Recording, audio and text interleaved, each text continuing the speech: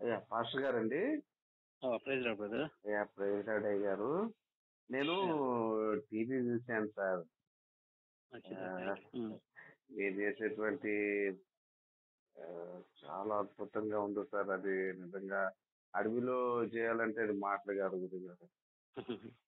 అది చాలా అద్భుతం సార్. నాకైతే కళ్ళంటే నీళ్లు తిరిగినాయి సార్ చూస్తే మాత్రం. సార్ అది చర్చి కడుతున్నారు సార్ ఏమన్నా? అవునమ్మా, అవును బ్రదర్. ఎక్కడ? మారేడుమిల్ల. మారేడుమిల్ల సార్. ఇది నల్లమల్ల ఇది అన్నారు సార్. నల్లమల్ల ఫారెస్ట్ రెండు రెండు రెండు ప్రాంతాలు ఉన్నాయి బ్రదర్ మా పరిచయం. ఇది నల్లమల్లో 2 సంఘాలు ఉన్నాయి, మారేడుమిల్లో 2 సంఘాలు ఉన్నాయి. అది కూడా ఫారెస్ట్, ఈ ఫారెస్ట్ లో ట్రైబల్స్ మధ్య చేస్తాం. ట్రైబల్స్ మధ్య. Good name sir? Anil Kumar. Anil Kumar గారు సార్, చాలా గ్రేట్ సార్. మేము మా వంతు మేము కూడా సహాయం చేస్తాం సార్. మీరు సహాయం కాదు కానీ మనం దేవుడికి మనం ఖచ్చితంగా చేయాలని అనిపిస్తుంది నాకు. మీరు చేసేటటువంటి సేవ నాకు అడవిలో మీరు బండి వేసుకుని వెళ్తుంటే ఆ షార్ట్స్ అన్ని చూశానండి. నాకైతే చాలా బాగా. అయితే 70 పులులు ఉన్నాయి బ్రదర్ అక్కడ. అడవిలో 70 పులులు ఉన్నాయి అక్కడ. ఆయన దేవుని కృపల్లో పోతున్నాం. మాకేం జరగలేదు. ఎక్కడెక్కడో సౌండ్స్ అయితే 2 సార్లు విన్నాం కానీ మా దగ్గర మాత్రం పడలా. అంటే దేవుడితో కాపుదల అంతే. అంతేనండి, అంతేనండి. అయ్యా ఇది మీ నెంబర్ ఇదే కదా? 8106251809. ఇంకోటి కూడా ఉంది కదా సార్? 8801301572. అదే 8801301572. అవును. ఇప్పుడు ఫోన్ పే చేస్తే దేనికి చేయాలి సార్? అమౌంట్ ఈ నెంబర్ 810 ఫోన్ పే సార్. అది 8106251809. ఈ నెంబర్కే ఫోన్ పే ఉంది సార్. ఏం పేరు వస్తుంది? రబ్బునీశ్వరం అని వస్తుంది, లేకపోతే అనిల్ కుమార్ అని వస్తుంది. రబ్బునీశ్వరం అని వస్తుంది, లేకపోతే అనిల్ కుమార్ అని వస్తుంది. కానీ గురువు గారు మీరు చేసేటువంటి పరిచర్య అద్భుతం గురువు గారు. ఎంతో మందిని చూసాం కానీ అడవుల్లోకి వెళ్ళి పరిచయం చేయటం అంటే అది మాటలు కాదు కదా సార్. సార్ వాళ్ళకు కూడా సువార్త అందించాలని నా ఆశ. అవునండి. మీరు ఒక మాట అన్నారు, సర్వలోకానికి వెళ్ళి సర్వ సృష్టికి సువార్త అందించాలని యేసు వారు చెప్పారు కాబట్టి నేను చేస్తున్నాను అని మీరు చెప్పినటువంటి అద్భుతమైన మాట. ఎవరు కూడా ఇలా చేయలేరు సార్ నిజం చెప్పాలంటే.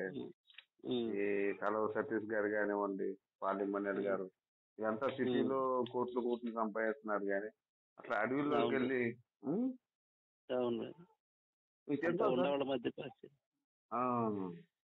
వాళ్ళకంటే వాళ్ళు ఉండేవాళ్ళ పరిచర్య, మనదేమో పేద పరిచర్య. అది అవును సార్. నాది ఏం లేదు సార్. గోల్డ్ షాపులు ఉన్నాయి ఒక 3. అయితే మా గోల్డ్ షాపులు మొత్తం ఇక్కడ మొత్తం ఒక 350 ఉంటాయి. దానికి నేనే ప్రెసిడెంట్ని. నేను కూడా కోటాలు పెట్టుకుంటాను. తర్వాత అంతకుముందు చర్చి కట్టించాను వేరే ఒక పాస్టర్ గారు, పేద పాస్టర్ గారు వస్తే. మనం ఏం చేయలేకపోయినా మనం చేసే వాళ్ళకి చేయవద్దు అందించాలనే సంకల్పం పాస్టర్ గారు. అవునవును. ఎందుకంటే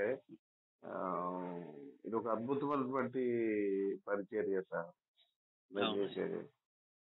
అడవుల్లోకి వెళ్ళి ట్రైబల్స్ మధ్య రోడ్డు కూడా లేనటువంటి ఆ ప్రాంతంలోకి వెళ్ళి కరెంట్ కూడా ఆరైతే మేము అడవి నుంచి బయటకు వచ్చాము. మరి అంత మళ్ళా అంటే ఇంకా ఇవన్నీ బయటకు తిరుగుతాయి, ఆహారం కోసం తిరుగుతుంటాయి కదా అవి. అందుకని 6 లోపే మేము కలెక్ట్ వెళ్ళినా కానీ 6 లోపు బయటకు వచ్చేస్తాం. కొండ దిగేస్తే మాకు ఇంకా సేఫ్ గా వచ్చేసినట్టే. ఏ కార్యక్రమం అయినా మేము 4 లోపే ముగించేసుకుంటాం. ఏ ప్రేయర్ అయినా కానీ అక్కడ 4 లోపు ముగించేసుకొని ఉదయం నుంచి 4 లోపు ఎప్పుడైనా మనం వెళ్ళినప్పుడు ఆ టైం కంప్లీట్ చేసుకొని వచ్చేయటమే. వాళ్ళే పాపం వెళ్ళిపోండే అంటారు వాళ్ళే. ఎందుకంటే మనకి ఏసై ఉండగా భయం ఏంటండి? దేవుని కృప. వాళ్ళు మనకి ఏదైనా అవుతుందని వాళ్ళ భయం.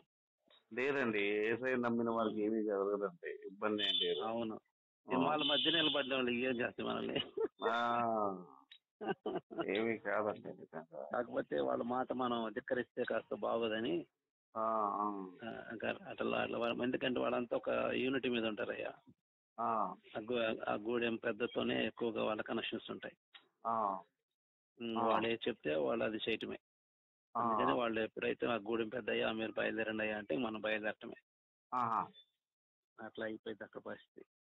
ఆహా! మేము ఉన్నా కానీ ఒకళ్ళు ఉండాలంటే మాత్రం ఇంక మనం చాలా బాధపడతారు వాళ్ళు. ఆ! ఏదైనా మాకేమైనా పర్లేదు మీకేమైనా అయితే మళ్ళా సేవ దెబ్బ దేవుడి పని దెబ్బ తింటుందని ఆలోచిస్తారు వాళ్ళు. ఆ! అందుకని లేదు. 4 లోపే మమ్మల్ని పంపించేస్తారు. కానీ అడవిలోకెళ్ళి పరిచర్య అనేది చాలా తక్కువండి. ఎవరు కూడా చేయరు గూడా. అవునయ్యా. కదా! అవునవును. మాది బందరండి. Bandra, okay okay. బందర్‌లో ఒకతను దానియేల్ పాస్టర్ గారని ఉమ్, నాదే ఒక 150 గజాలు స్థలం ఉంటే ఉమ్, అతనికి చేసి చేపిచ్చాను. ఉమ్, ఉమ్. అంతకుముందు ఏం మీరు జరిగిందంటే ఎక్కడుంటారు మీరు ఎక్కడుంటారయ్యా? మాది బందరండి. ఇప్పుడు ప్రజెంట్ మేము బందర్‌లోనే ఉంటాను. బందర్లో ఉంటారా? ఓకే ఆ! ఓకే. ఉమ్, బందర్‌లో మల్లమ్మ సెంటర్ అని ఉంది. ఉమ్, ఉమ్, ఉమ్, మాది 350 బంగారు కుట్టవి జ్యువెలరీ షాప్స్ అవన్నీ ఉన్నాయి. ఇక నాకు ఒక ఉమ్, 3 జ్యువెలరీ షాప్స్ ఉన్నాయన్నమాట. ఉమ్. దాన్ని బట్టి ఇక మనం దేవుని కృపను బట్టి బాగానే ఉంది అయ్యగారు మనకి బాగానే జరుగుతుంది. దేవుని స్తోత్రం. ఇబ్బంది ఏం లేదు అయ్యా. ఉమ్, కానీ అద్భుతం ఉమ్, గురుగారు. అయ్యా నాకు ఉమ్. చిన్న డౌట్ అండి. చెప్పండి. ఇప్పుడు ఐగుప్తు దేశం నుంచి ఇస్రాయల్ నడిపిస్తారు కదా! ఉమ్, ఆ నడిపించేటప్పుడు మోషే ద్వారా నడిపి మోషేకి చెప్తారు. వాళ్ళు నేను తెలియదు మీ పితరుల దేవుడైన యెహోవా మిమ్మల్ని పంపించాడని చెప్తారు కదా! ఉమ్, ఉమ్. మోషేకి ఒక మాట అంటాడు. అతన్ని అంత తేలిగ్గా ఒప్పుకునేటట్టు నేను చేయను. అతని మనసు కఠినపరుస్తా అని చెప్పేసి అతను అవును, అంత ఫరో తేలిగ్గా హృదయాన్ని ఆ, కఠినపరుస్తా అని చెప్తాడు దేవుడు. అంత తేలిగ్గా ఒప్పుకుంటే నా విలువ ఏం తెలుసుద్దని అంటాడు కదండి యెహోవా దేవుడు. ఉమ్, ఉమ్, ఉమ్, ఆయన మనసు కఠినపరిచి ఆడ ఫరో రాజ్యంలో తొలి పిల్లల్ని చంపేస్తారు కదా ఉమ్, ఉమ్. యెహోవా దేవుడు. అవునవును. ఆ ఇప్పుడు అప్పగించిన ఆయన కూడా యెహోవా దేవుడే కదండి వాళ్ళని. అప్పగిచ్చిందా? ఇశ్రాయేలీయుల్ని ఫరో ఉమ్, రాజుకి ఉమ్. అప్పగించింది కూడా ఆయనే కదా. ఆయనే ఆయనే. యెహోవా దేవుడే కదా. ముందే అబ్రహాంతో చెప్తాడు కదా, నీ జనాంగము 400 సంవత్సరాలు బానిసలుగా ఉంటారు ఆ, అని అబ్రహాం గారికి చెప్తాడు. ఉమ్, అందుకని అబ్రహాం గారికి ఇచ్చిన మాట ప్రకారము వాడు 400 సంవత్సరాలు బానిసలుగా ఉంటారు. ఉమ్. అది మా అప్పగించింది యాకోబు. ఆయనే. ఉమ్, ఉమ్. చెప్పండి చెప్పండి. అప్పటి నుంచి వాళ్ళు 400 సంవత్సరాలు యాకోబు దగ్గర నుంచి వాళ్ళు 400 సంవత్సరాలు బానిసలుగా ఉంటారు. ఆ, ఉమ్. Okay okay. ఆ బానిసగా ఉంటే ఆ ఫరో రాజు వాళ్ళని చంపుతూ ఉంటుంటాడు మగ పిల్లలు పుడితే. ఆయనకి ఇష్టం, ఆయన ఇష్టం. ఇంకా బానిసలు అంటే వాళ్ళకి లెక్కలేదా అప్పుడు. ఇంకా అంతే అంతే అంతే. అక్కడ వాళ్ళు ఎద్దులు ఉన్నాయి కదా, మనకు బర్రెలు ఉన్నాయి కదా. ఆ, బర్రెని చంపితే కేసు, అక్కడ బానిసని చంపితే కేసు లేదు. ఆ. అంటే అంటే వాటికంటే తక్కువ అన్నమాట. దానికి యెహోవా దేవుడే చెప్పాడు కదా, నీ బానిసని 3 రోజులు బతికునేటట్టు నువ్వు తల పగల కొట్టాలి. ఉమ్, ఆడు 3 రోజులు బతికుంటే నీకు ఇబ్బంది లేదు అని చెప్పి చెప్తాడు ఉమ్. యెహోవా దేవుడు. అవునవును.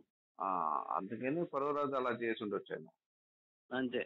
ఆయన ఇంకా వాళ్ళు ఐగుప్తుల్లో బానిసలు అంటే విలువ లేదన్నమాట.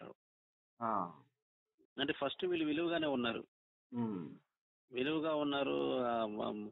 మోషే, అది మన మోషే ముందు తర్వాత మన యాకోబు, యోసేపు దగ్గర వాళ్ళు చాలా రాజకీయంగా బతికారు ఇశ్రాయేల్ ప్రజలు. యోసేపు చనిపోయిన తర్వాత, అంటే యాకోబు చనిపోయిన తర్వాత, యోసేపు ఎరగని ఒక రాజు ఫరోగా వచ్చి వీళ్ళ బానిసలు చేస్తారు. అప్పుడు దాకా వీళ్ళు రాజరికంగా అనిపించారు. యేసోబు అంటే ఆ ఫరో ఎరగని రాదు, అంటే ఫరో చనిపోతే సంతతి లేకుండా చనిపోతే వేరే వాళ్ళు ఫరోకి వచ్చి అక్కడ స్థాపించబడి వారు వీళ్ళని బానిసలు చేశారు వీళ్ళందరూ, ఇశ్రాయేల్ ప్రజలందరూ.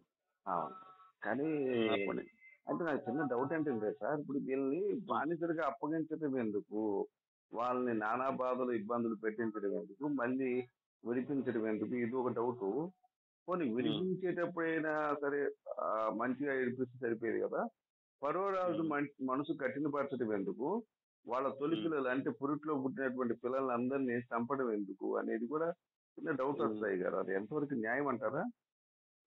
అదే అది న్యాయం. ఎందుకంటే ఆయన ఆయన చిత్తం, అది ఆయన ఇష్టం. అంటే యెహోవా ఇష్టం, ఆయన ఏమైనా చేయొచ్చు. ఇప్పుడు మన ఇంట్లో పాత్రలు ఉంటాయి, మన ఇష్టం పడేస్తాం, ఇష్టం దాన్ని వాడుకుంటాం. అవి మనల్ని నాకు ఎందుకు ఇట్లా వాడతాం అని అంటాం కదా. ఆ పాత్రలకు అధికారం లేదు. అంతే అంతే, మనం కూడా అంతే. ఆ పాత్ర లాంటి వాళ్ళే మనం కూడా అంతే. ఆయన వాడితే ఇష్టంగా వాడుకుంటాడు, లేదా పడేస్తాడు. అవునవును. అయితే వీళ్ళ భార్యలను కూడా అన్యులకు అప్పగిస్తాడండి. అన్యుల భార్యల్ని, వీళ్ళ భార్యల్ని అన్యులు కూడా అప్పగిస్తాడు. అవునవును కదా. అవునవును. వీళ్ళు మాట విన్నప్పుడల్లా చాలా భయంకరం చేస్తాడు దేవుడు. దేవుడు మాట వినకపోతే ఇశ్రాయేలు భార్యని అన్యులకు అప్పగిస్తుంటాడు. వాళ్ళేమో సెక్స్ చేసి తర్వాత ఒక 3 నెలలకు 6 నెలలకు 2 సంవత్సరాలకు ఇస్తుంటారు. మళ్ళీ ఇంకా అప్పగిస్తే ఏం చేస్తారు వాళ్ళు? సంబంధం ఆడుకోరు, వాడుకోవడం. అయితే అంతేలే. అయితే ఇప్పుడు విలాప వాక్యంలో 2వ అధ్యాయము 25 నుంచి 22లో ఉండొచ్చు సార్. అది యెహోవాని వీళ్ళు నిలదీస్తారు జనులు. జనులు తాకని పెంచవలసిన పసిపిల్లలను తామే భుజించడం తగున నా యవ్వనస్తులు వృద్ధులు నేలపడి ఉన్నారు. నా కన్యలు నా యవ్వనస్తులు ఖడ్గము చేత కూలిరి. నీ ఉగ్రత దినమున నీవు వారిని హతము చేసిదివి అని యెహోవాని పూర్తిలు నిందిస్తారనమాట. అంటే నువ్వు ఎందుకు తీసుకొచ్చావు మమ్మల్ని అంటే తన పిల్లల్ని తనతో, వాళ్ళ పిల్లల్ని వాళ్ళతో తినిపిస్తుంటాడు యెహోవా దేవుడు. అవునవును. ఎందుకంటే మాట వినకపోవటం కారణాన వీళ్ళు కొద్దిగా ఆహారం సమృద్ధి అయిపోయి మంచి ఆహారము, ద్రాక్ష తోటలు, మంచి పంట, మంచి విశ్రాంతికరమైన జీవితం ఎప్పుడైతే వస్తుందో వెంటనే వీళ్ళు దేవుడిని విడిచేస్తున్నారు, మర్చిపోతున్నారు, ఆయన తిరుగుబాటు చేస్తున్నారు. ఆ తిరుగుబాటు చేసినప్పుడల్లా దేవుడు శత్రువులకు అప్పగిస్తున్నాడు. ఎన్నిసార్లు తిరుగుబాటు చేస్తారో దేవునికి, దేవుడు అన్నిసార్లు శత్రువులకు అప్పగిస్తాడు.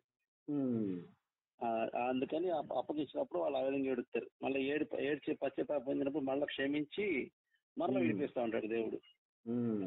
వాళ్ళ ప్రయాణం అంత ఇదే, ఇశ్రాయేల్ ప్రయాణం అంత ఇదే. ప్రయాణంలో మొత్తం ఇలాగే జరుగుతూ ఉంటుంది సార్. అలాగే ఎప్పుడైతే వాళ్ళు అప్పుడే కాదు, రాజ్యం వచ్చినాక కూడా అటు తయారయ్యారు వాళ్ళు. దావీదు మహారాజు, సొలొమోను రాజు వచ్చిన తర్వాత, దావీదు మహారాజు వచ్చిన తర్వాత సొలొమోను వచ్చిన సౌలు కాడి నుంచి రాజ్యం స్థాపించిన దగ్గర నుంచి రాజ్యం ఎప్పుడైతే స్థిరపరచబడిందో సుఖ సంతోషాలు ఎక్కువైపోయింది. సుఖ సంతోషాలు ఎక్కువైపోయాడికి ప్రభుని విడిచిపెట్టడం, విగ్రహారాలు చేయటం, భయంకరమైన కార్యాలు చేయటం, వ్యభిచారాలు చేయటం, ఇట్లాంటి పనులు చేసినందుకు దేవుడు మరలా వాళ్ళ శత్రురాజులకు అప్పగిచ్చేవాడు. అప్పుడు కూడా వదిలిపెట్టాడు. రాజ్యం వచ్చినా కానీ వాళ్ళ శత్రుహింస చేసేవాడు దేవుడు విడిచిపెట్టినప్పుడు. ఎందుకంటే తనకి ఇష్టమైన బిడ్డలు తప్పులు చేస్తూ ఒప్పుకోడు. అంతే. ఫర్ ఎగ్జాంపుల్, మన భార్య తప్పు చేస్తే మనం ఒప్పుకుంటామా? క్షమిస్తాం, శిక్షిస్తాం కదా. అదే విధంగా ఆయన తన బిడ్డలు, తను ప్రేమించే వారు తప్పు చేస్తే ఒప్పుకోడు. ఆయన సన్నిధిలో పర్ఫెక్ట్ గా ఉండాలి. అంతే. ఇంకోటి ఉంటుంది సార్, ఇది విలాప వాక్యములో 3వ అధ్యాయంలో 10 నుంచి 15 దాకా ఉంటుంది. అది యెహోవా ఉగ్రతను ఎవరినో తప్పించుకోలేకపోయాను. నేను ఆయన ఆగ్రహము చేత బాధ అనుభవించిన నరులను. ఆయన నా మాంసమును నరములను క్షీణింపజేస్తున్నాడు. ఆయన నా ఎముకలు వెలుగొట్టుచున్నాడు. నేను ఎంత బతిమాలి మొరపెట్టుకున్నాను, వినకుండా చెవులు మూసుకుని ఉన్నాడు. అంటే ఆయన ఇక అంత నరికేస్తున్నా కూడా వీళ్ళ ఆవేదన వినిపించుకోకుండా వాళ్ళ నాశనం కూడా అంటే ఆయన ఉద్దేశం ఏంటంటయ్యా, ఉగ్రత రానంత వరకు దేవుడు ఏం చేయడు. ఆ ఉగ్రత దినం వచ్చిందంటే మాత్రం ఇంక మనకెళ్ళి చూడడం, మొరపెట్టినా వినడం. అది ఆయన పద్ధతి. రాకముందే అందుకే దుర్దినములు రాకముందే నీ సృష్టికర్తను స్మరణకు తెచ్చుకో. అంటే దేవుని యొక్క ఉగ్రత దినం రాకముందే మనం మారిపోతే ఆ శిక్ష నుండి తప్పించుకుంటాం. అవును. ఉగ్రత వచ్చిన తర్వాత నా దేవుడు నన్ను వదిలేశాడు, నా దేవుడు నన్ను పట్టించుకోవట్లేదు, నా దేవుడు నన్ను ఇది చేయట్లేదు అని ఇంకేమన్నా ఉపయోగం లేదు. అంతే. అదే సార్. ఇప్పుడు నువ్వు విలాప వాక్యంలో కూడా 8వ అధ్యాయము 9-16 కూడా అదే ఉంటుంది. 8వ అధ్యాయం 4వ అధ్యాయం అనుకుంటా. ఇశ్రాయేలు ఏం చెప్తారంటే ఖడ్గహతుల కన్నా క్షామహతులు భాగ్యవంతులు, వాత్సల్యము గల స్త్రీలు చేతులు తాము కనిన పిల్లలను వండుకొని తినెను, తండ్రులు బిడ్డలను వారికి ఆహారంగా చాలా భయంకర దుర్భర పరిస్థితి యెహోవా శిక్ష విధించాను అని ఉంటుంది. అంటే వాళ్ళ పిల్లలను కూడా వాళ్ళు తినే పరిస్థితి తీసుకొచ్చాయండి. ఇంకోటి ఏంటంటే విలాప వాక్యం 5వ అధ్యాయం 1-10లో మాకు కలిగిన దోషము జ్ఞాపకం చేసుకోము, మా స్వరము శత్రువుల పాలవును, మా ఇండ్లు దోచుకొనును, మా తల్లులు విధవరాండ్రులయ్యను, మేము వారికి బానిసలమైతిమి, పట్టకోటికి ఐగుప్త దేశంలో ఉంటిమి, మా తండ్రుల పాపం చేస్తే మేము శిక్ష అనుభవిస్తున్నాము, మా మా కన్యలు చెరబడుతున్నారు, మా భార్యలు అన్యులకు అప్పగించబడుతున్నారు, మా పిల్లలు నేలకేసి కొట్టి చంపబడుతున్నారు అని చెప్పి వీళ్ళు ఆవేదన ఐగుప్త దేశం నుంచి వెళ్ళిన తర్వాత వీళ్ళ ఆవేదన అలా ఉంటుంటారు. అంటే వీళ్ళ తండ్రులు పాపం చేస్తే ఆ శిక్ష వీలబడింది. అంటే ఇక శిక్ష అమలు పరిచే సమయానికి వీళ్ళయ్యారు. అంటే ఎవరో పాపం చేస్తే ఎవరికో పడుతుందా సార్ అది? పడుతుందని కాదు, ఇప్పుడు అమలు పరిచే సమయానికి వీళ్ళ దగ్గరికి వచ్చేసారు. తండ్రికి ఒక సమయం ఉంటుంది, వీళ్ళు శిక్షించాలని ఒక సమయం ఉంటది. ఆ సమయంలో ఆయన దాని శిక్ష అమలు పరిచే సమయానికి వీళ్ళు అందుబాటుకు వచ్చారు. ఇక దానివల్ల శిక్ష ఎవరున్నా కానీ ఇంకా అనిపిస్తే తప్పదు అంతే.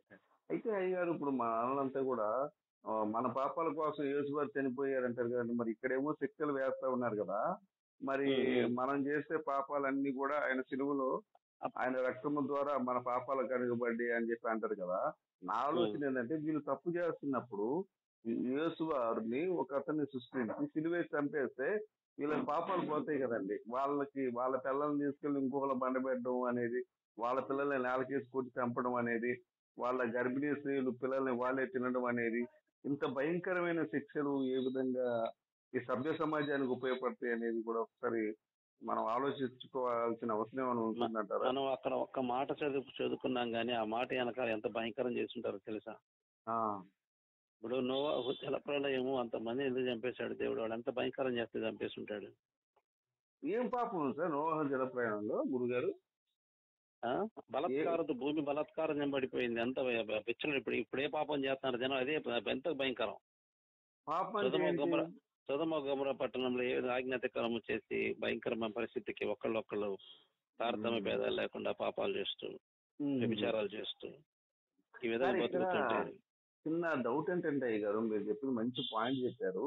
ఇప్పుడు నోవాహు జలప్రయాణం తెచ్చినాక అందరిని చంపేస్తాడు జలప్రయాణంలో, అంటే ప్రపంచం నాశనం అయిపోయింది.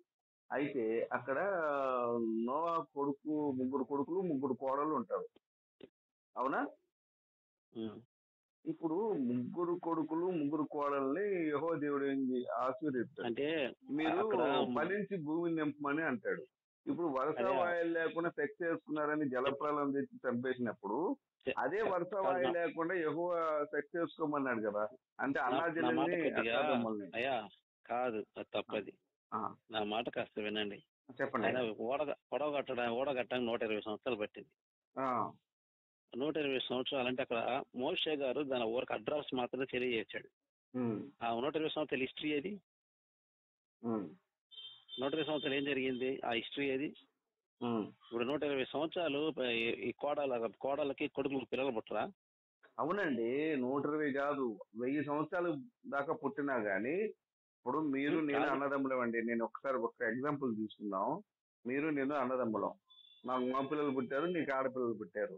ఇది దేవుని యొక్క ఉద్దేశం ఏంటంటే అంటే వరుస లేకుండా సెక్స్ చేసుకోమనే కదా. ఇప్పుడు నువ్వు నేను అన్నదమ్ములు సార్, ఎట్లా కాదండి. ఇప్పుడు మీరు ఇప్పుడు అక్కడ వాళ్ళ పాత్రలు కాబట్టి వాళ్ళు చేసుకున్న మట్టి పాత్రలు వాళ్ళ ఇష్టం అండి. అంటే ఒక మనిషిని ఒక చిన్న పాత్రతో మీరు పోలుస్తున్నారు, ఇది ఎంతవరకు న్యాయం? ఒక ఆడపిల్ల మానాన్ని కూడా మీరు ఈజీగా తీసుకుంటున్నారు, ఇది ఎంతవరకు న్యాయం? ఇప్పుడు వరుస వాయిల్ లేకుండా సెక్స్ చేయించుకోవడం కూడా ఇది మీరు ఈజీగా తీసుకుంటున్నారు, ఇది ఎంతవరకు న్యాయం? అది అంటే నేను చెప్పేది ఏంటంటే బ్రదర్, దేవుడు ఫలించి అభివృద్ధి చెందమన్నాడు. ఇక అంతే. ఫలించి అభివృద్ధి చెందమంటే భావమర్దలు భూమిని ఫలించి అది మనం ఇక్కడ తర్వాత వరుసలు ఎప్పుడు పెట్టుకున్నారంటే కొంత నోవహు జలప్రళయం తర్వాత వరుసలు స్టార్ట్ అయినాయి. సరే ఒకటండి, ఇప్పుడు అట్లా అనుకున్నా కూడా ఇప్పుడు నీకు లోతు కూతుళ్ళు సెక్స్ చేస్తున్నారు. అక్కడ ఏమైంది, సొదొమ గుమర్ర పట్టణంలో వరుస వాయిల్ లేకుండా సెక్స్ చేస్తున్నారు కాబట్టి సొదొమ గుమర్ర పట్టణానికి అగ్నికిలలు కురిపించి వాళ్ళందరూ నాశనం చేశారు. అవునా? మరి అలాంటప్పుడు లోతు కూతురు సెక్స్ కూడా అక్రమమే కదా, సక్రమం కాదు కదా. అందుకే వాళ్ళ సంతతిని దేవుడు చాలా హింస పెట్టాడు. ఏముంది, మీరు అమోనీలకి మోయేబులకి మూల పురుషులు అయ్యారు వాళ్ళు. పైగా వాళ్ళకి ఏం శిక్ష లేదండి. ఇప్పుడు వీళ్ళని చంపినట్టు లోతు కూతురు ఎందుకు చంపలేదు? ఓకే, ఇక్కడ వీళ్ళు పొరపాటుగా సెక్స్ చేసుకున్నారు. ఇప్పుడు చిన్న విషయం చెప్తాను అయ్యగారు, చిన్న విషయం. చిన్నపిల్లలు ముసలి వాళ్ళు ఉంటారు. పురిట్లో పుట్టినటువంటి పిల్లలు కూడా సొదొమ గుమర్ర పట్టణంలో ఉన్నారు. అలాంటప్పుడు వాళ్ళందరినీ కూడా చంపేశాడు యెహోవా దేవుడు. ఇప్పుడు నేను మన ఇంట్లో 5 అన్నదమ్ములు అయితే నేను ఒక్కడే తప్పు చేస్తే నాకే పడాలి, నాతో పాటు నీకు కూడా పడింది. మరి అన్నారు కదా, తండ్రి యొక్క దోషం కుమారుల మీదకు వస్తుందని చెప్పారుగా. ఇంకా అప్పుడు యేసు ఎందుకండి? యేసు ప్రభులు వారు మన కోసం చనిపోయాడని మీరు అందుకే ఆయన చెప్పినట్టు చేయటమే మన పని. ఆయన ఏం చెప్పాడు? చెల్లెల్ని సెక్స్ చేసుకోమని ఆయన చెప్పాడు. మరి చేస్తామా? ఆలోచిస్తున్నావు కానీ కూతుర్ని సెక్స్ చేయమని అన్నాడు. తండ్రి కూతురు సెక్స్ కారణం యెహోవా. మరి మన కూతుర్ని సెక్స్ అయ్యాం. ఆ తర్వాత దావీదు భార్యని దావీదు కొడుకులతో సెక్స్ అయ్యించాడు యెహోవా. మరి తల్లితో మనం సెక్స్ అయ్యాం కదా. అది యెహోవా చెప్పించింది కాదు కదా. మరి ఎవరండి? దావీదు సైనికుని బాగా సైనించిన తర్వాత దావీదు, నీకు కావాలంటే ఇంకొంతమంది అమ్మాయిలు ఇచ్చేవాడిని, నీ యజమాని నీ కౌగిటి చేర్చాను, నీకు కావాలంటే ఇంకొంతమంది ఇచ్చేవాడిని, నువ్వు రహస్యంగా చేసిన తప్పు అన్నాడు. బ్రదర్, ఆ మాట అనేది నాతాను ప్రవక్త అన్నాడు. కావాలంటే దేవుడు ఇచ్చేవాడు కదా నీకు. దేవుడు కాదండి, నాతాను ప్రవక్త కాదండి, యెహోవా దేవుడే చెప్తాడు. నీ యొక్క ఏదైతే నువ్వు ఈ పాపం చేసావో అదే పాపాన్ని నీ ఇంటి వారి చేత నేను పట్టపగలు అందరు చూస్తుగా చేపిస్తానని చెప్పేసి తన కొడుకైనటువంటి సొలొమోను ఎవరో ఉంటారు, అతని చేత 10 మంది స్త్రీలని మిద్ది మీద తీసుకెళ్లి అందరూ చూస్తుండగా సెక్స్ చేపిస్తాడు. ఇప్పుడు ఒక తల్లి కొడుకుతో సెక్స్ చేస్తున్నప్పుడు తల్లి పడే వేదన ఎంత దారుణంగా ఉంటుందో ఒకసారి ఆలోచించలేరా మీరు? హలో, చెప్పండి. ఇప్పుడు ఒక తల్లి కొడుకుతో సెక్స్ చేసుకున్నప్పుడు ఆ కొడుకు తల్లితో సెక్స్ చేస్తున్నప్పుడు తల్లి పడే వేదన ఎంత దారుణంగా ఉంటుంది. ఇప్పుడు మనం ఉన్నామండి, ఎవరో పరాయి పిల్ల అన్న అందంటే మనం అన్నగా చెల్లిగానే భావిస్తాం చచ్చేదాకా. అంత అటువంటి మనస్తత్వం కలిగినటువంటి మనం తల్లితో సెక్స్ చేయాలని అని ఆ పరిస్థితి తీసుకొస్తే ఎంత దారుణంగా ఉంటుంది. ఇప్పుడు చెప్పండి. అందుకే కదా వాళ్ళని చిత్రవద చేసింది దేవుడు. ఎవరిని చిత్రవద చేశారు సార్? పండ పెట్టాడండి యెహోవా దేవుడు. తల్లి దగ్గర కొడుకును పండ పెట్టాడు, చెల్లి దగ్గర అన్నను పండ పెట్టాడు, తర్వాత తండ్రి దగ్గర కూతురు పండ పెట్టాడు, అన్న చెల్లి సెక్స్ చేయించాడు, అందరిని నాశనం చేశాడు. మరి ఇవన్నీ మీకు ఎందుకు తప్పుడుగా మీరు గమనించట్లేదు? నాకు అర్థం కావట్లేదు సార్. ఇప్పుడు మనిషి పాపాన్ని ఒక చిన్న ఒక పెంకుతో మీరు తీసేశారు. అంటే ఒక పాత్రతో ఒక మనిషిని తీసేశారు. పాత్రలు 100 ఉంటాయండి, పగల కొడతాం, కానీ మనిషిని బాగా చంపలేం కదా మనం. మనిషి కూడా దృష్టిలో పాత్రే. అదేంటండి బాబు? అంతే. అంటే మనిషికి విలువ లేదా? ఇదేనా ఈ మనిషికి విలువ లేదా? మరి ఇదేనా సువార్త అంటే?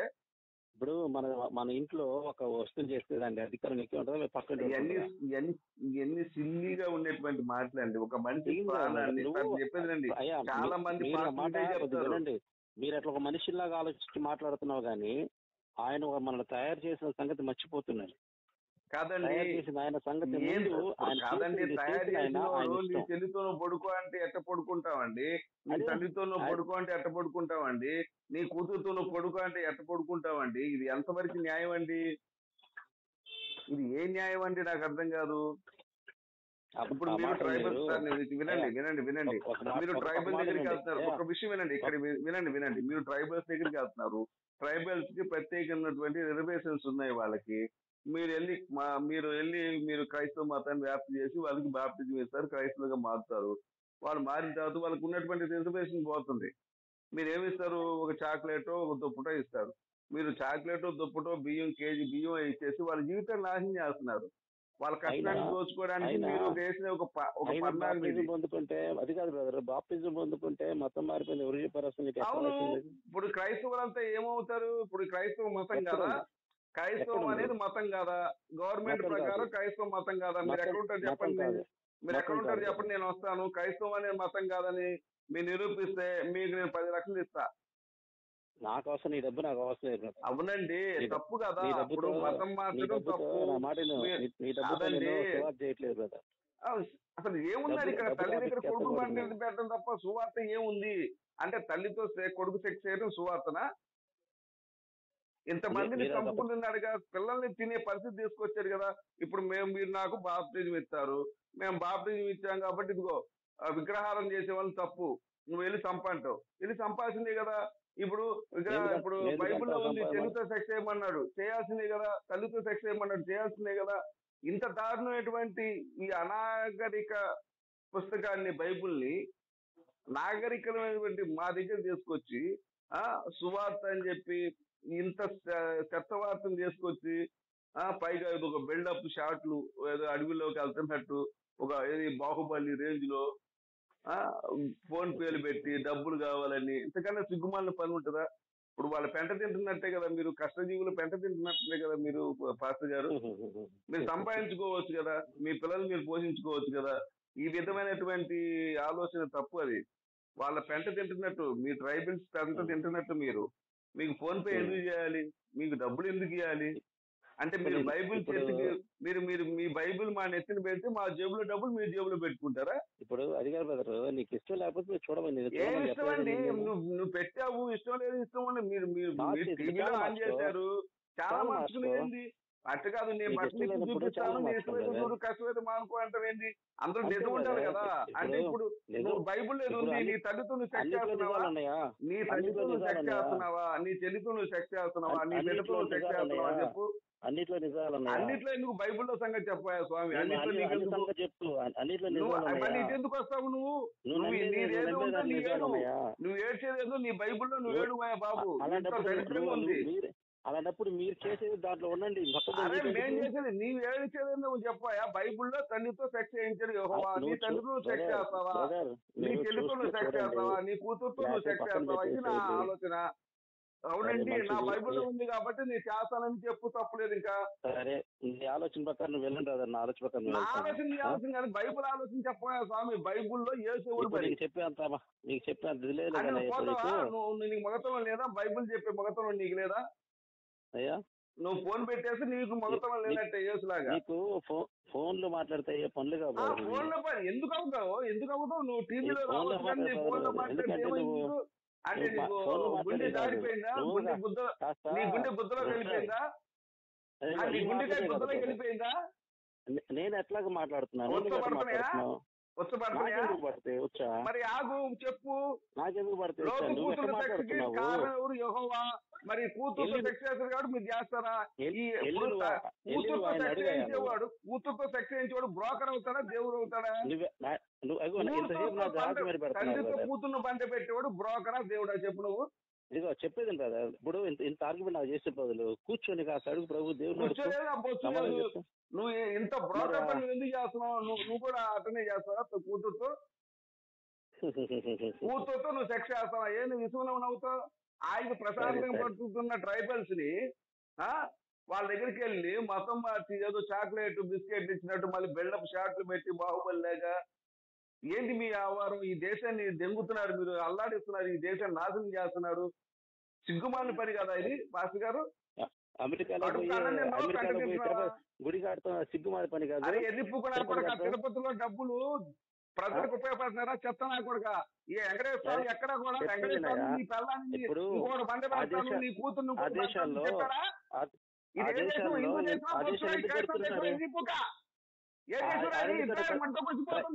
ఇజ్రాయెల్ లో ప్రజలు చచ్చిపోతున్నారు, ఎదిప్పుక.